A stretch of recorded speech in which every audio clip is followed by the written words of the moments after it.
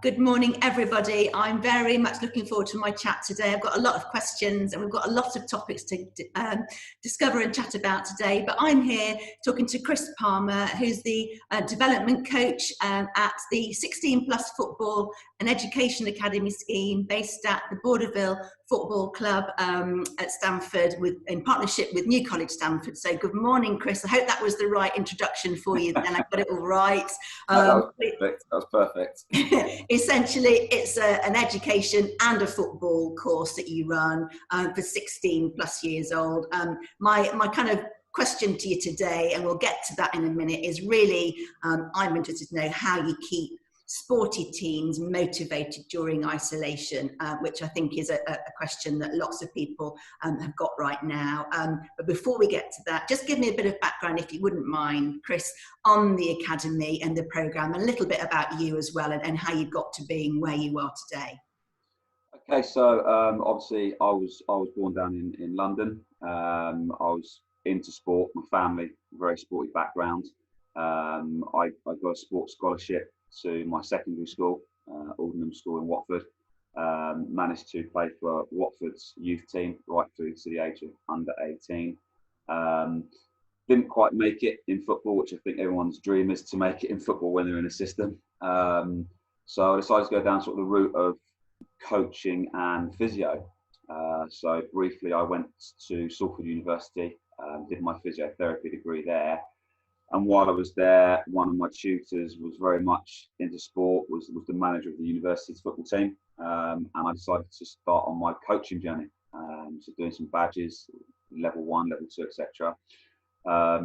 As everyone does, they come back from uni and they wonder what they're going to do for a job.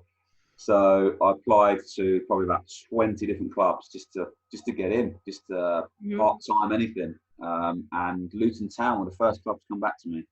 So I spent a few years there, then went to Norwich City. And from there just kicked on really. Every club sort of gave me a chance of different things and to do different courses. And currently I find myself now, obviously I've done a lot of pro clubs, non-league clubs, academies, first team level. So now I find myself at New College Stamford with the Football Academy development scheme and the sports scheme as well. Been there for 4 years now. The course is only 4 years old, so still quite a young course. We have about 43, 44 players on the course, students. So they come on, they finish obviously their college at 16. Yeah. What options do you have? Obviously, you can stay at college or go to school and do A levels. You could look to do an apprenticeship. We run a sport course, so it's 50% football, 50% education. Topics they'll cover in education-wise will be anatomy and physiology, fitness training, fitness testing, effects of exercise, lifestyle of a sports athlete, etc. Football side, we train for 2 hours on a Monday, Tuesday and Friday. Our game day is on Wednesday in the College League. We do have friendlies against pro and semi-pro clubs on a Friday as well, so we mix that up a little bit. Fortunate in that we're based at Borderville, so I know most people will know that brand new facility, only 4 years old. We've got AstroTurf pitches, we've got sports centre, we've got the gymnasium. A new development is going on. Hopefully we'll start September, obviously with everything that's going on in the world at the moment. But that will increase us to have analysis suites, etc. So all our games that are recorded, we can break that down. And effectively, it can be either a 2 or 3 year course. So depending on your grades at GCSE, you can either come onto the level 2 and be there for 3 years, or if you get obviously better grades, you can come on level 3 straight away and do the extended programme. What's the next for the kids that have done that, Chris? What can that lead on to for them? Yeah, so one of the big questions we get asked from parents, which I would as well, so I've got two kids myself, would be they love football, they're on this course, but where can it lead to? So one of the big things that we can do is that we have different avenues. So one is obviously if you're a fantastic football player, etc. We have scouts watch our games. You can get picked up by a club and go through their system, and that'd be the ultimate, I think, for any footballer. The second one is getting an education, so it gives you enough UCAS points to go to university. So last year we had two lads that have gone to a university called UCFB, which is based at Wembley Stadium and the Etihad, and we have quite a strong link with them. And they're both studying sports coaching and management courses. Okay. And we've got two lads that have gone to one at Sheffield Hallam and one at Lincoln, and they're both doing sports university courses. We also have a good relationship with Aspire Plus apprenticeship scheme that goes into all the local schools, primary schools in Stamford, Rutland Way, etc. Some in Peterborough. So when you finish, obviously the students have like a level 1 coaching badge, a referee's badge as well when they finish their course. So we send some that way, and they start introducing them into schoolwork, PPA time, after school activities, lunchtime. And the other big one we have as well is we have a direct link with Maine University in America. So anybody that's interested in doing an American scholarship program out there, which I know I've had 4 or 5 students I've dealt with in previous clubs that have gone out there and done that, we've got a direct link with them. That's brilliant. So there's quite different avenues to go through. Very exciting. That sounds good. So clearly you're not in the classroom, you're not training on the pitches with your lads and your students there. You've gone virtual. Tell me how the boys are managing. Tell me what you're doing, how you're getting the course and the topics covered, Chris. Yeah, so obviously there's a bit of frustration missing the grass and the astro and the day-to-day coaching aspect. But yeah, we've engaged really well with the students. To be fair, the college, before we actually went on lockdown, the week before, we set up all our Google Hangouts, all our Google Meets online.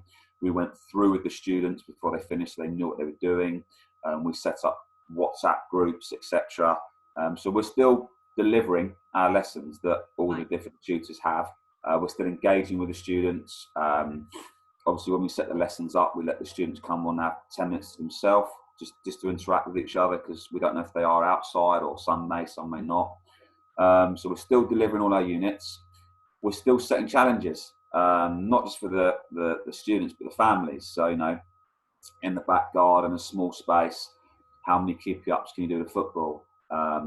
Here's the alphabet. Each letter's got a different meaning. So A could be star jumps, B could be squats, practice doing your name or the football club that you support, or the basketball team that you support, etc. These are kind of transferable little challenges for all age groups, aren't they? I mean, initially we started talking about, your age range of being 16 plus, but if you've got a younger brother or sister in the family and mum and dad are around, everyone can do it, can't they? And it can be a bit of fun, which I think is, like you said earlier to me before we started recording, that's the key, isn't it? Keeping the interest levels there for these kids that are normally the whole time out there active. Yeah, it is, to be fair. I mean, we've got looking at sort of the 16, 17-year-olds. I mean, the challenges we're setting, younger ones, because obviously at the football club, we go from under 5s all the way through to first team. So setting the challenges, they're quite easy. You could have your date of birth challenge. So if you're number 2, it could be 15 jump in the air. If you're number 3, it could be 10 squats, for example. But just to keep them motivated, we do ball challenges as well. So it's, mainly football specific, but we do other ball challenges that, you could use in basketball or tennis, etc.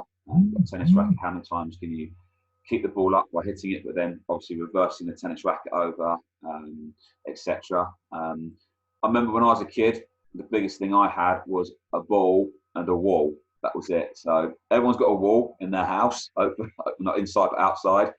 Hopefully everyone's got a ball, whether it be a tennis ball, and you're just throwing it at the wall, catching it, kicking it, controlling it, throwing it, different thigh control, chest control, etc.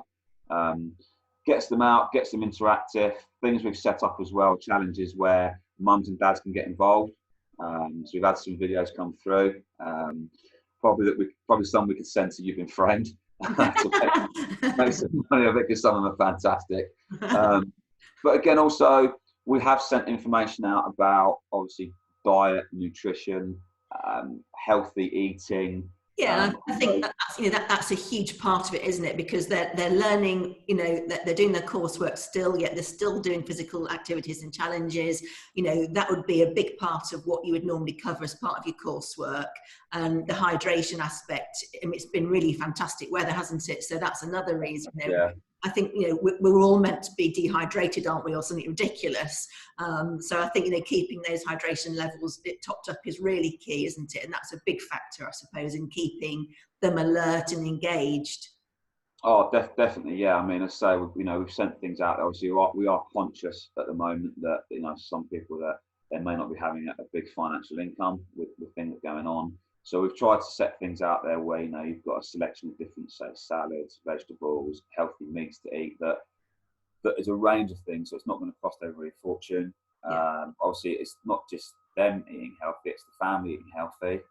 Combine it with the activities that we're sending out. Combine it with the videos that the staff are doing.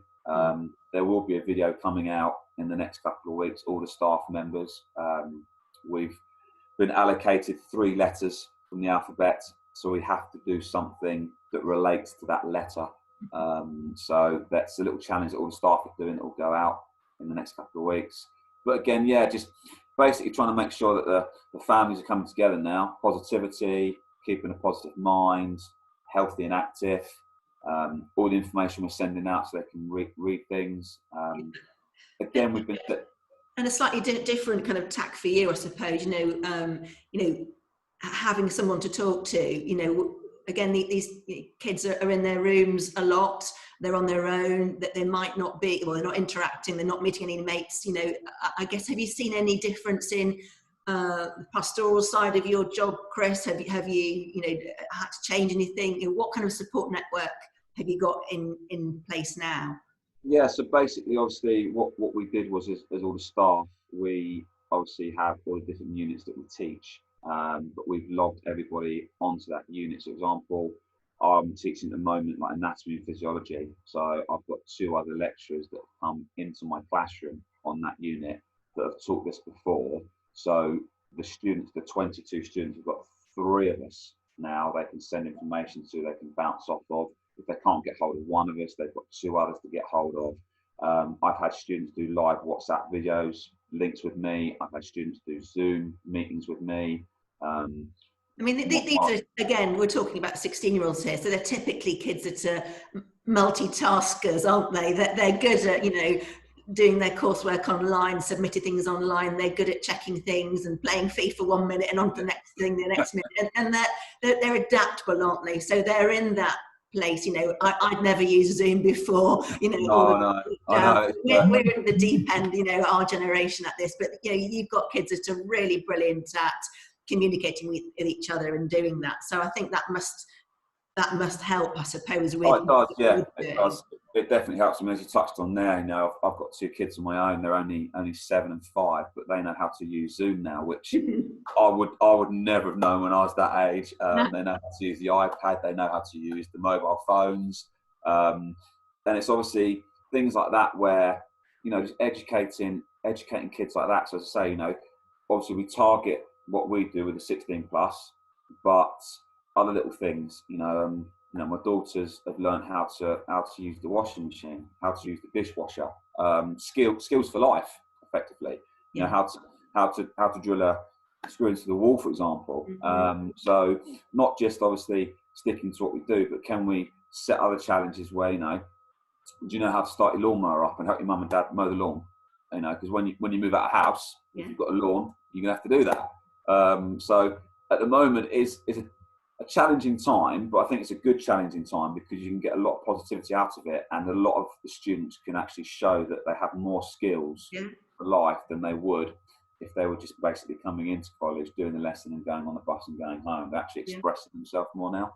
I think that's a really positive message, Chris, because there's a lot of doom and gloom out there, and the kids are watching all this on their phones, and they're aware of what's going on. As I say, that they get their own news. The kids that you're dealing with, 16 years and old, that they watch and get their news on their phones like we, you know, as adults as we do. They're young adults, aren't they? So, you know, we've got to be mindful of them having down days or whatever. And if you can set them some challenges and keep them motivated, and I think we touched on it before again, we were recording, you know, some deadlines are really important as well, aren't they, for these kids that, again, they'll need to have in place as soon as they're out there and working or at university, and it becomes more serious. So setting them some small deadlines with what you're doing, whereas we were a bit more relaxed on things in one way, you still got to keep that responsibility going, I suppose, with the challenges you're setting as well. Yeah, I mean, yeah, with them, obviously, with the deadlines, we still kind of stick to the deadlines that we would do, a little bit more flexible, you know, so if we want some working on the Friday, if it comes in the Monday and Tuesday afterwards, we understand the situation. Some of the students have, which I think is fantastic, have gone and got themselves some part-time jobs as sort of working in the supermarkets to help out, which is brilliant. You know, we have to applaud them for that, because they are out there now helping. But we also have to say to them, obviously, they are still on a course and the work needs to come in. So can they listen back to recorded sessions then, can they, and submit things at different times? Yeah. So we have lots of different ways you can submit stuff in. It could be audio, it could be recorded and sent in. It could be obviously on a Google document, typed out and sent in. So you have to be just letting them know that obviously if some of them, obviously, because they are leaving, some of them, so this will be their final year. So some have applied to go to university. So you have to make sure that obviously it's fantastic that they've gone out there and they're working, because that gives them a communication with the public. It should improve their confidence, skills for life again, but also make sure that they're still getting their assignments in, because when you go to uni, obviously, you still need to hit those deadlines with assignments. Yeah. That's fantastic. Well, thank you so much for your time today. I think your students are very lucky to have you and your other colleagues on board. It sounds like you're setting them lots of fantastic challenges to keep their minds and their bodies active, from outside and in, with the hydration, nutrition that you help them with as well, and just the support that you're offering them across, you know, this time. So thank you very much for that. I hope everybody will follow your Facebook page and on Instagram, and like and share, because that's how your network grows. So if you're watching this and you've enjoyed hearing what Chris has to say today, everybody, please like, share and comment, so as I say, more people can find about this fantastic course that's available to Stamford and surrounding areas. We're very lucky to have the facilities that we have on at the Borderville Football Academy there. So everybody, please do like, share and follow for this, and that would be great. And we wish all your students, the ones that are of course graduating this year, and your new starters, and the ones that are currently partway through their course, all the very best of luck and health. And thank you for taking part in our isolation inspiration call today. Not a problem, that's a pleasure, not a problem.